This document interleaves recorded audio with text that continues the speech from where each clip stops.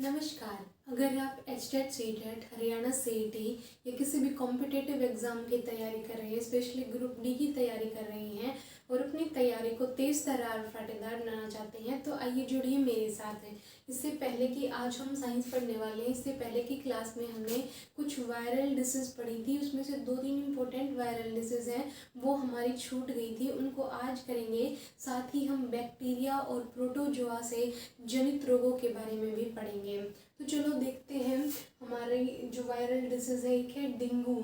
Dengue क्या होता है? डेंगू एक बुखार होता है, इसको हड्डी तोड़ बुखार भी कहा जाता है। कौन सा बुखार कहा जाता है? हड्डी तोड़ बुखार कहा जाता है। इसमें हमारी प्लेटलेट्स कम हो जाती हैं और इसका सबसे इम्पोर्टेंट वायरस है अरबो वायरस। अरबो या अरिबो वायरस है, ये इम्पोर्टेंट है, पूछ लिया जाता है एग्जाम पॉइंट ऑफ व्यू से इम्पोर्टेंट है। एग्जाम में पूछ लिया जाता है कि किस वायरस से डेंगू की बीमारी होती है। तो अरिबो वायरस से डेंगू की बीमारी होती है। और इसका वेक्टर कौन होता है, इसका वाहक कौन होता है? एक मच्छर होता है, female Aedes aegypti. Female Aedes aegypti मच्छर जो है वो इसका वेक्टर होता है, यानी वाहक होता है, वो इसको फैलाने वाला होता है। फीमेल एडीज इजिप्टाई मच्छर। कौन सा मच्छर? फीमेल एडीज इजिप्टाई मच्छर। तो एक डेंगू एक वायरल डिसीज, इसको हड्डी तोड़ बुखार कहा जाता है। इसको याद कीजिए, इसका वायरस है अरिबो वायरस। अरिबो वायरस और फीमेल एडीज इजिप्टाई इसके फैलने का कारण है। सिर्फ इसमें इतना ही याद रखना है, इसमें हमारे प्लेटलेट्स कम हो जाते हैं। उसके बाद नेक्स्ट डिसीज देखिए, चिकनगुनिया। आपको हुआ भी होगा या आपने कभी नाम भी सुना होगा, चिकनगुनिया। चिकनगुनिया ये अल्फा वायरस से होता है, ये अरेबो वायरस से होता है और ये चिकनगुनिया अल्फा वायरस से होता है। इसमें जॉइंट पेन बहुत ज़्यादा, हमारे जॉइंट्स होते हैं जो उनमें बहुत ही ज़्यादा पेन होता है। तो यहाँ दो तीन बातें इंपॉर्टेंट है याद करने की। ये फैलता किससे? फीमेल एडीज इजिप्टाई, दोनों ही, चिकनगुनिया भी और डेंगू भी फीमेल एडीज इजिप्टाई मच्छर से फैलते हैं।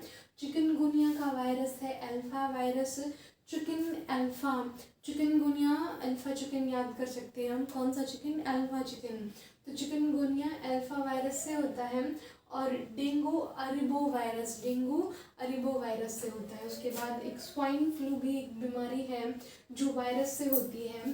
इसका वायरस होता है H1N1, इसको टैमी फ्लू भी कहा जाता है। H1N1 स्वाइन फ्लू का वायरस कौन सा है? H1N1। जब हम ये सारी डिसीज कंप्लीट कर लेंगे तो वन लाइनर फॉर्म में मैं क्वेश्चन भी लेकर आऊँगी ताकि आपका कॉन्सेप्ट और पक्का हो जाए, क्योंकि ये topic her exam point of view से बहुत ही ज़्यादा इम्पोर्टेंट है और हम इतना सुपरफ्लुअस नहीं कर रहे हैं। जो इम्पोर्टेंट बातें हैं केवल उनके बारे में ही पढ़ रहे हैं। तो स्वाइन फ्लू भी एक वायरल डिसीज़ है और इसका जो वायरस है H1N1 है, इसको टैमी फ्लू भी कहा जाता है। इससे लगा आपको कुछ याद करने की ज़रूरत नहीं है। जो स्वाइन फ्लू है वो सूअर से फैलता है। किससे फैलता है? सूअर से फैलता है। और जो ये किससे फैलता है? सूअर से फैलता है। जो बर्ड फ्लू है ये H5N1 से फैलता है। इसका वायरस कौन सा है? H5N1। H5N1 bird flu, H5N1 bird flu किससे फैलता है? H5N1 से फैलता है। तो एक बार इस पूरी स्लाइड को फिर से देखिए। हम डिसीज़ पढ़ रहे थे, डिसीज़ में भी हम वायरल डिसीज़ पढ़ रहे थे। जो डिसीज़ है वायरल डिसीज़, उसमें हमने काफ़ी सारी डिसीज़ पढ़ ली थी। जैसे हमने रेबीज़ के बारे में पढ़ लिया था, हमने जो रेबीज़ के बारे में पढ़ लिया था, एड्स के बारे में पढ़ लिया था, कैंसर के बारे में पढ़ा था, हमने हेपेटाइटिस के बारे में भी देख लिया था। हमारी कुछ इम्पोर्टेंट जो डिजीज़ हैं वो बच गई थी, जैसे कि चिकनगुनिया, डेंगू, स्वाइन फ्लू और बर्ड फ्लू। जो स्वाइन फ्लू है उसका वायरस रखना है याद, H1N1 और सूअर से फैलता है।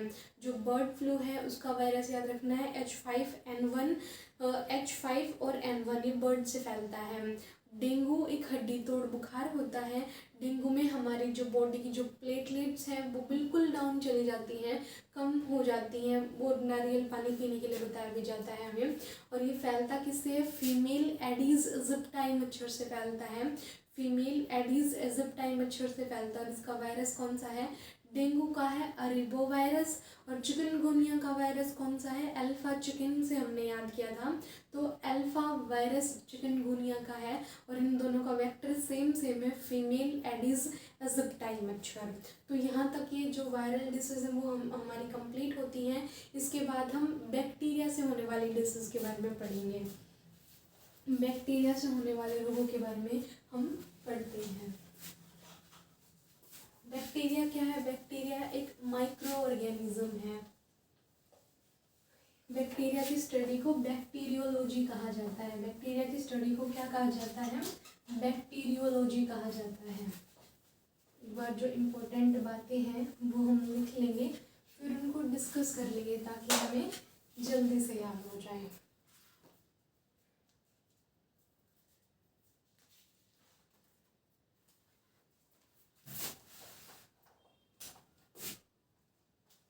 बैक्टीरियल डिसीज,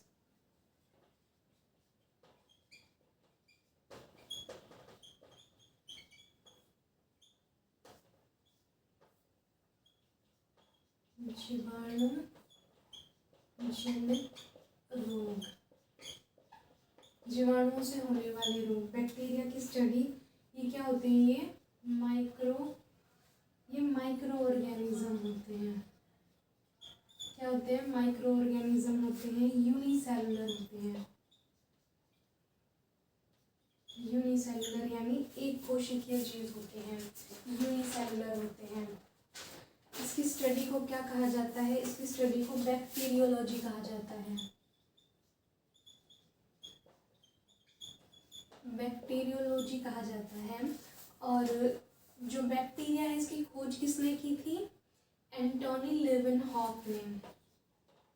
एंटोनी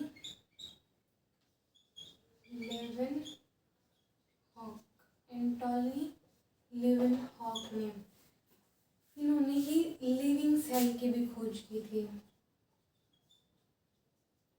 कब, 1674 में। एक बार इसका बेसिक देखिए, बैक्टीरिया से होने वाले रोग यानी कि जीवाणु जनित रोग।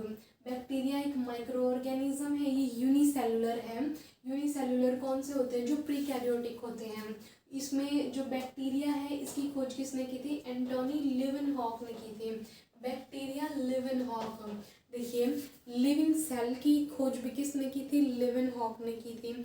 एल से लिविंग, एन से लिविंग ऐसे याद कर सकते हैं, बिल्कुल याद रहेगा। लिविंग और लिविंग सेम है। और जो लिविंग होता है वो जीव होता है, लिविंग होता है वो उसको जीव बोलते हैं। तो लेवेनहॉक ने जीवाणु की भी खोज की थी, लेवेनहॉक ने लिविंग सेल की भी खोज की थी। लिविंग सेल की खोज कब की थी, 1674 में लिविंग सेल की खोज की थी। और रॉबर्ट हुक ने 1665 में एक डेड सेल की खोज की थी। वो हम जब सेल का टॉपिक पढ़ेंगे, जब पूरा डिटेल में हम सेल के बारे में पढ़ेंगे। तो एक बार फिर से देखिए, बैक्टीरियल डिसीजेज जीवाणु जनित रोग हैं, माइक्रो ऑर्गेनिज्म होते हैं। जो बैक्टीरिया हैं ये क्या होते हैं, माइक्रो ऑर्गेनिज्म होते हैं, यूनिसेलुलर होते हैं, इनको प्रीकैरियोटिक भी कहा जाता है। एंटोनी लेवेनहॉक ने क्या किया था, बैक्टीरिया की खोज की थी। मैंने ट्रिक बताई है, लिविंग सेल, लिविंग और लिविंग होती है तो वो जीव होते हैं, और जीव होते हैं तो वो जीवाणु होते हैं, और जीवाणु होते हैं तो उनको बैक्टीरिया कहा जाता है। तो बैक्टीरिया की खोज किसने की थी, एंटोनी लेवेनहॉक ने की थी। और इसी को फादर ऑफ बैक्टीरियोलॉजी कहा जाता है। इसी को क्या कहा जाता है, इसका फादर भी कहा जाता है। इसी को इसका क्या कहा जाता है, इसका फादर भी कहा जाता है। अब हम बैक्टीरियल डिसीज पढ़ते हैं।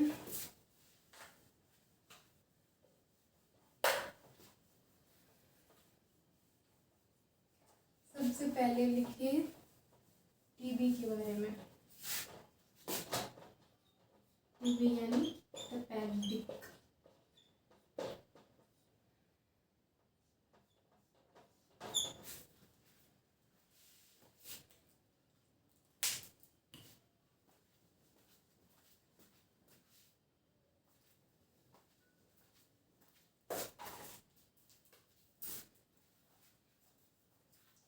ये हवा से फैलता है।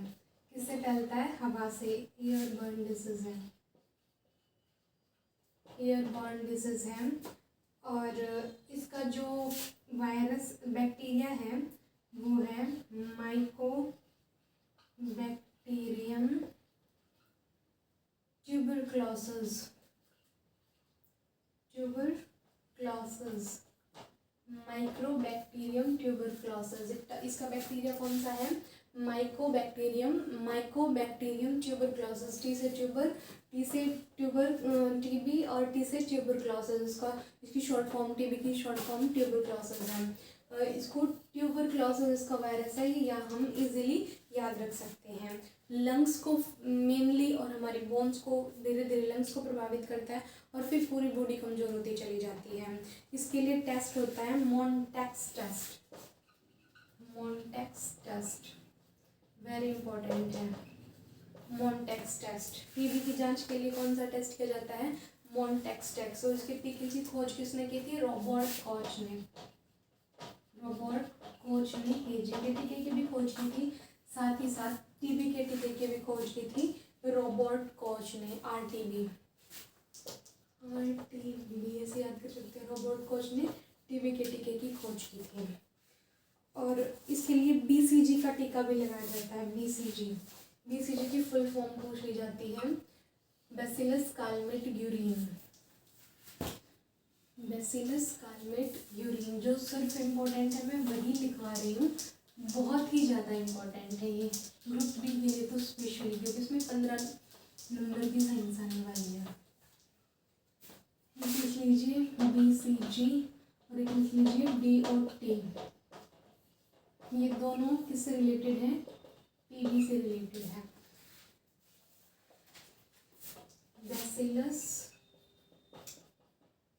Bacillus Calmette urine. Bacillus Calmette urine इसकी फुल फॉर्म है। इसके टीके का नाम है, बीसीजी का टीका लगाया जाता है। डायरेक्ट ऑब्जर्वेशन ट्रीटमेंट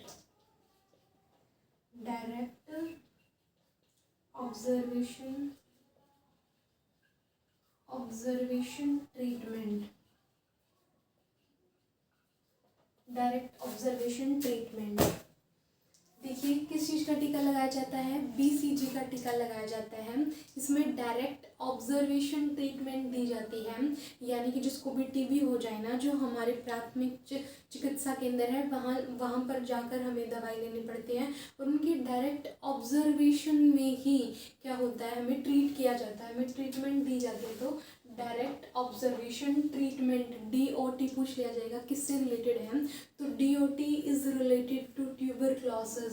तो डीओटी ये एक योजना मान लीजिए, क्या है ये? एक योजना मान लीजिए। इसमें डायरेक्टली क्या किया जाता है? हमारी ट्रीटमेंट की जाती है। और बीसीजी का टीका होता है किसके लिए? बीसीजी का टीका फॉर रेमेडी ट्यूबरक्लोसिस। बीसीजी की फुल फॉर्म पूछ ली जाएगी, बैसिलस कालमेट यूरिन इसकी फुल फॉर्म है। तो टीबी एक हवा से फैलने वाला रोग है और टीबी में हमारी बोन्स और लंग्स सबसे ज़्यादा प्रभावित होते हैं। फिर धीरे धीरे बॉडी पूरी कमज़ोर होती चली जाती है। और इसके लिए जो ट्यूबरक्लोसिस है इसको जो टीबी का जो वायरस है वो ट्यूबरक्लोसिस है। ट्यूबरक्लोसिस टीबी ऐसे हम याद रख सकते हैं। इसकी जो वायरस का नाम है वो है माइक्रोबैक्टीरियम ट्यूबरक्लोसिस। ये हम पहली स्लाइड में लिख चुके हैं। तो एक बार फिर से सुनिए। तपेदिक, इसको क्षय रोग भी बोलते हैं। एयरबर्न डिसीज है, लंग्स और बोन्स को प्रभावित करता है, श्वसन तंत्र को मेनली। मॉन्टेक्स टेस्ट इसके लिए किया जाता है। रॉबर्ट कोच ने टीबी के टीके की खोज की थी, साथ ही साथ रॉबर्ट कोच ने हेजे के टीके की भी खोज की थी। और इसका जो टीबी का टीका होता है उसको बैसिलस कालमेट यूरिन कहा जाता है। और डीओटी क्या है? एक डायरेक्ट ऑब्जर्वेशन ट्रीटमेंट है। Direct observation treatment. Second disease के बारे में पढ़ते हैं हम, हैजा।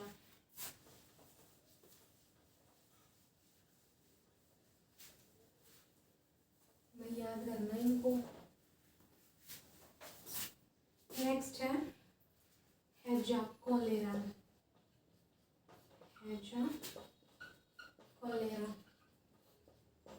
ये है contaminated contaminated water and food से होती है, कंटामिनेटेड वाटर एंड फूड से होती है। ये होता है, इसका जो बैक्टीरिया है वो विब्रियो कॉलेरा है, विब्रियो कॉलेरा, विब्रियो कॉलेरा छोटी आंत को प्रभावित करता है। किसे प्रभावित करता है? छोटी आंत को प्रभावित करता है, छोटी आंत को प्रभावित करता है। किसको प्रभावित करता है? ये हमारी छोटी आंत को प्रभावित करता है। और रॉबर्ट कोच ने इसके टीके की खोज की थी, रॉबर्ट कोच ने इसके टीके की खोज की थी। इसमें हमें क्या हो जाता है? पानी की कमी हो जाती है। किसकी कमी होती है? पानी की कमी होती है। और उसके लिए हम ORS का घोल यूज़ करते हैं, ORS का घोल यूज़ करते हैं। हेजा, हेजा क्या है? हेजा इसको कॉलेरा भी बोलते हैं, हेजे को क्या बोलते हैं? कॉलेरा भी बोलते हैं। इसमें क्या होता है? कंटेमिनेटेड फूड और वाटर से हमें ये डिसीज़ फैलती है। जो कंटेमिनेटेड वाटर होता है, जो फूड हम कंटेमिनेटेड यानी जो दूषित भोजन ले लेते हैं या पानी पी लेते हैं, तो उससे हमें हैजा हो जाता है। ये मेनली गर्मियों में ज़्यादा होता है। इसका जो बैक्टीरिया है वेरी इंपॉर्टेंट है, विब्रियो कैलोरी, विब्रियो कैलोरी इसका बैक्टीरिया है। और इससे छोटी आंत प्रभावित होती है, मतलब हमारा पाचन तंत्र का भी प्रभावित होता है। हम डिहाइड्रेटेड हो जाते हैं, उसके लिए ORS का घोल दिया जाता है हमें। और इसके टीके की खोज किसने की थी? रॉबर्ट कोच ने इसके टीके की खोज की थी। किसने की थी? रॉबर्ट कोच ने, रॉबर्ट कोच ने टीबी के टीके की खोज की थी। अब ORS के बारे में देखते हैं एक बार।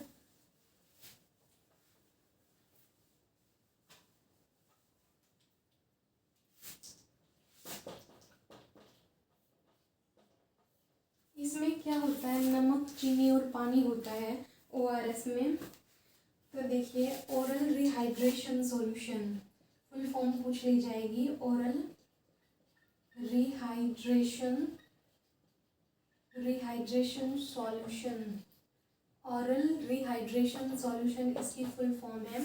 इसमें शुगर होता है वो 40% होता है, जो ग्लूकोज होता है वो 20% होता है, और जो NaCl सोडियम क्लोराइड होता है वो 3.5% होता है, और जो पोटेशियम होता है Ku, पोटेशियम, पोटेशियम वो 1.5 होता है, और सोडियम बाइकार्बोनेट NaHCO3 ये 2.5 होता है।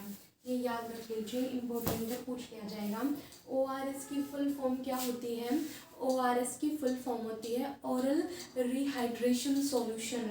ये मेनली नमक, पानी, इसमें चीनी, पानी और नमक इन तीनों का घोल दिया जाता है। ORS में ओरल रिहाइड्रेशन सॉल्यूशन होता है। ये हमारी पानी की जो कमी हुई थी, जो हाइड्रेशन हमें हो रहा था, डिहाइड्रेशन हमें हो रहा था, उसको रिहाइड्रेशन करता है। जो डिहाइड्रेशन हमारी बॉडी में हुआ था उसको रिहाइड्रेशन करता है।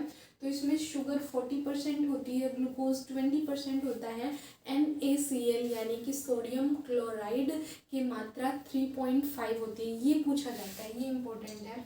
NaCl की पूछ ली जाएगी कि ORS में कितनी मात्रा होती है, तो 3.5% NaCl में क्या होता है? 3.5% सोडियम क्लोराइड होता है इसमें मेनली। ये इम्पोर्टेंट है। इसके बाद नेक्स्ट देखिए,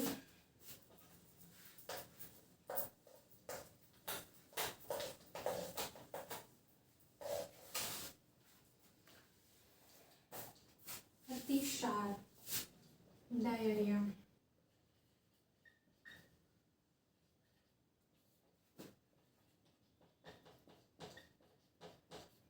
अतिसार, इसमें हमारा पेट खराब हो जाता है। क्या हो जाता है? पेट खराब हो जाता है। ये भी कंटेमिनेटेड वाटर से होता है। इसका बैक्टीरिया है ई कोलाई सिंगोला, ई कोलाई सिंगोला। डायरिया भी एक क्या है? बैक्टीरियल डिसीज़ है। डायरिया में क्या होता है, हमारा पेट खराब हो जाता है, हमारी छोटी आंत प्रभावित होती है, इसमें भी हम डिहाइड्रेटेड हो जाते हैं, इसमें भी ORS का घोल दिया जाता है। डायरिया का हमें वायरस बैक्टीरिया याद रखना है, बहुत ही इम्पोर्टेंट है। इकोलाई सिंगोला, इकोलाई सिंगोला आंत को प्रभावित करता है ये भी। तो हमारी आंत में इकोलाई नाम की वो होती हैं, वो पाचन तंत्र में हम पढ़ेंगे। तो इकोलाई सिंगोला इसका क्या है, बैक्टीरिया है, और इसमें भी ORS का घोल दिया जाता है। क्या दिया जाता है, ORS का घोल दिया जाता है। नेक्स्ट है टाइफाइड, टाइफाइड जिसको मोती झारा भी बोलते हैं। टाइफाइड, टाइफाइड इसको मियानवी बुखार या मोती झारा भी बोलते हैं, या मोती झारा भी बोलते हैं। छोटी आंत का बुखार भी इसको कहा जाता है, छोटी आंत का बुखार, इसको क्या कहा जाता है, छोटी आंत का बुखार कहा जाता है। ये किससे फैलता है, साल्मोनेला टाइफी, साल्मोनेला टाइफी।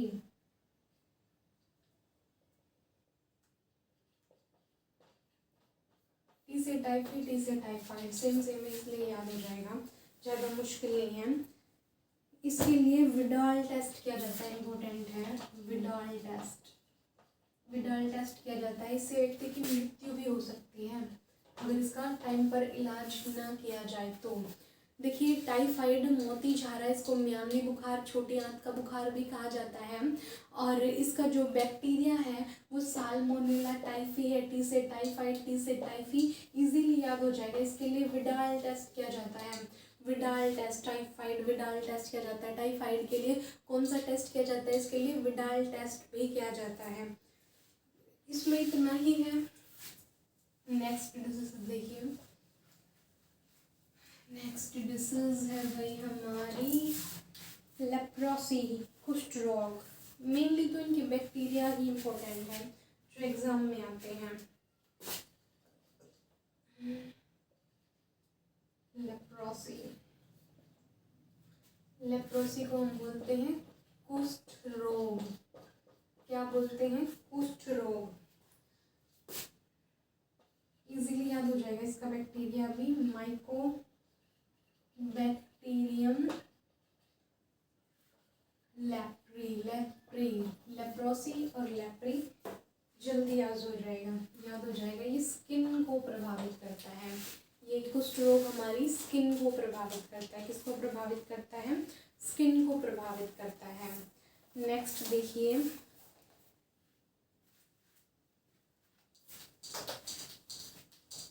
इसमें ज़्यादा कुछ बताने का नहीं था। नेक्स्ट है वूपिंग, वूपिंग,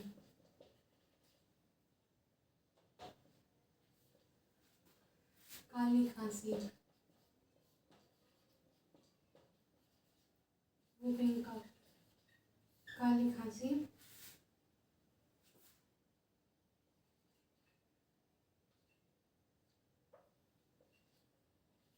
बोर्डरटीला पर्ट्यूसिस।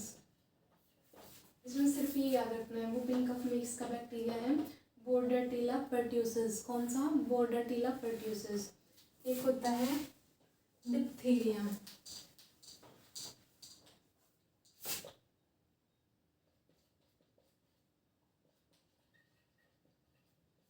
डिप्थीरिया गलघोटू भी इसको कहते हैं हिंदी में। ये हमारे लैरिंक्स को प्रभावित करता है। इसका बैक्टीरिया है bacterium diphtheriae, bacterium diphtheriae. Next देखिए, डिप्थेरिया गलघोटू लैरिंक्स को प्रभावित करता है, बैक्टीरियम डिप्थेरी इसको बोलते हैं। क्या बोलते हैं, बैक्टीरियम डिप्थेरी। नेक्स्ट देखिए, सिर्फ 2-3 और बचे हैं। टेटनस, टेटनस तो आपको नाम, अपने नाम सुना ही होगा। इसको बोलते हैं लॉकजा।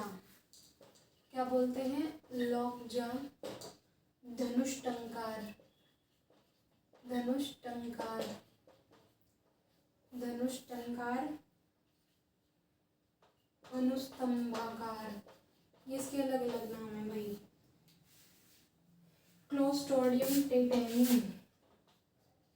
क्लोस्ट्रोडियम टेटेनी, ये इसका क्या है, बैक्टीरिया, टीसेटेटनस टीसेटेनी, ये इसका बैक्टीरिया है। ये सॉइल में पाया जाता है, यानी मिट्टी में, सॉइल में पाया जाता है, मिट्टी में पाया जाता है। चोट लग जाती है तो हम बोलते हैं टेटनस का इंजेक्शन लगवा लेना चाहिए। नेक्स्ट है प्लेग। प्लेग, इसको काली मौत भी बोलते हैं। ये कैसे होती है, जो चूहे के पिस्सू होते हैं ना, उनसे। रैट फ्लू, ये नर्वस सिस्टम को प्रभावित करती है और इसका बैक्टीरिया है पास्ट्यूरेला पिस्टिस। पिस्सू और पिस्टिस सेम सेम सा लग रहा है ना, पिस्सू और पिस्टिस। तो प्लेग को काली मौत भी बोलते हैं। रेड फ्लू यानी कि जो पिस्सू होते हैं उनसे फैलती है। ये किससे फैलती है, पिस्सू से फैलती है। एक लास्ट बच गया भाई, फिर आपकी डिसीज, बैक्टीरियल डिसीज कंप्लीट हो जाएंगी। लास्ट है निमोनिया। निमोनिया कुछ नहीं, इसका वायरस याद करना है बस।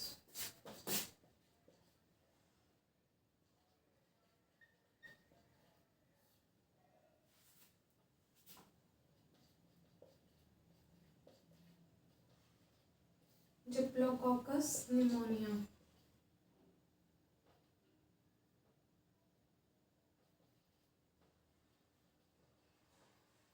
डिप्लोकोकस निमोनियस, ये बैक्टीरिया से मिलती है। तो फ्रेंड्स, आज की क्लास में हमने जितने भी बैक्टीरियल डिसीज थे उनके बारे में पढ़ा। ये जो इम्पोर्टेंट बातें थी वही हमने डिस्कस की हैं। इनका बैक्टीरिया और ये जो डिसीज़ है ये इम्पोर्टेंट है। मेनली हमने बैक्टीरिया याद करना है, एक दो का टेस्ट याद करना है। बार बार रिवाइज करेंगे तो ही याद रह पाएंगी। जो भी इम्पोर्टेंट पॉइंट्स थे वो मैंने आपको लिखवा दिए हैं, एक बार बता भी दिए हैं। बाकी रिवाइज आपको खुद करना है। आज की क्लास में इतना ही। धन्यवाद।